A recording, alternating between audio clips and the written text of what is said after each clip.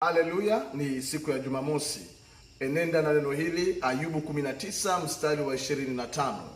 Lakini mimi najua ya kuwa mteteaji wangu yu hai, na ya kuwa hatimaye atasimama juu ya nchi.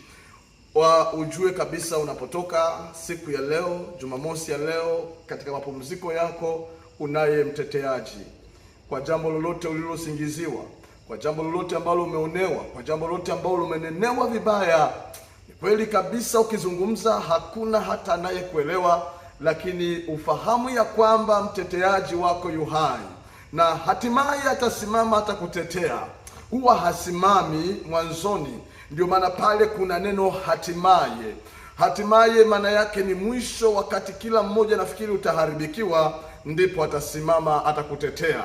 Bwana na akutetee katika jina la Yesu, katika hiyo kesi, katika hilo jambo lako la kuonewa, jambo lako la kusalitiwa na kuachwa. Bwana na akutetee Jumamosi ya leo. Mteteaji wako yu hai katika hali yoyote ambayo ulikata tamaa. Natamka mteteaji na akutetee katika jina la Yesu. Jumamosi yako imebarikiwa. Amen.